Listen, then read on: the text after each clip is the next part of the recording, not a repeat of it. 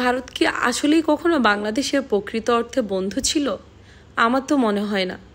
যারা ফারাক্কার বাঁধ ছেড়ে দিতে পারে বাংলাদেশ একদম তলিয়ে যাওয়ার জন্য, তারা কি না করতে পারে? তাদের সাথে আমাদের কিসের এত শত্রুতা?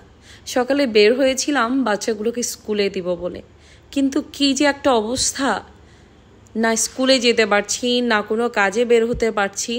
কিন্তু অন্যদিকে গ্রামের অবস্থা একেবারে খারাপ। নোয়াখালী, ফেনী, কুমিল্লা প্রচণ্ড ভয়াবহ অবস্থা গ্রামের। এখন আর আশেপাশে কোনো ব্যারিস্টার দেখা যায় না, এখন আর দেখা যায় না কোনো বিকাশ করিম চৌধুরীকে। তো কোথায় তারা? কেন তারা এগিয়ে যাচ্ছে না নোয়াখালী, ফেনী, কুমিল্লাবাসীর জন্য? কেন? দেশের আসলে এত অবনতি কিসের জন্য করে দিয়েছে? সামান্য কি এই ইলিশ মাছ, এই যে রান্না করছি, যে এই ইলিশ মাছের জন্য কি ভারত এত কিছু করছে? না, আসলে ভারত কখনোই আমাদের প্রকৃত বন্ধু ছিল না। ভারত শুধু বন্ধু ছিল ওনার। তাই তো দেশের মানুষ ইলিশ খেতে পারতো না, বড় বড় সব ইলিশ পাচার হতো ভারতের উদ্দেশ্যে। এখন আর দিব না বলে এমন করছো না।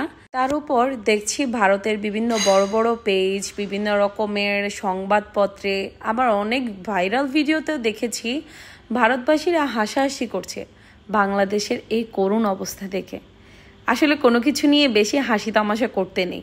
সে ঘুরে ফিরে সে নিজের কাঁধে এসে আবার সব কিছু পড়ে। আল্লাহ তাআলা ছাড় দেন, কিন্তু ছেড়ে দেন না। আসলে যে অবস্থা চারপাশে দেখছি, আল্লাহ তাআলা ছাড়া আমাদেরকে আর সাহায্য করার মতো কেউই নেই। জুলাই মাসে ছিল রক্তের বন্যা, আর এখন অগাস্ট মাসে চলছে পানির বন্যা। কিছুক্ষণ আগে আমি একটা পোস্ট দেখেছি যেখানে লেখা ছিল, কান্না করতে ভয় লাগে যদি এক ফোঁটা পানি বেশি হয়ে যায়। কেউ কান্না করছে নিজের ঘরের জন্য, কেউ বা কান্না করছে স্বজনের জন্য, কেউ বা আবার কান্না করছে গবাদি পশুগুলোর জন্য। সবই আসলে মায়া। আমরা চিন্তা করছি জান নিয়ে কেন পালাচ্ছে না। যাদের যাচ্ছে, যাদের যায় ভাই, আসলে তারাই বুঝে এগুলোর মায়া। অনেকেই ছাড়তে পারে না। অনেক মুরব্বি আছেন, তারা আবার বাড়ি ছেড়ে আসবেন না। ওনাদের কথা হচ্ছে মরে গেলে এই বাড়িতেই মরবো, নিজের ভিটা বাড়ি ছেড়ে কোথাও তারা যাবেন। সবার কাছে একটাই অনুরোধ, কেউ আশ্রয় চাইতে আসলে অবশ্যই আশ্রয় দিবেন, এবং যারা ভাড়া দিচ্ছেন অবশ্যই একটু কমিয়ে রাখবেন।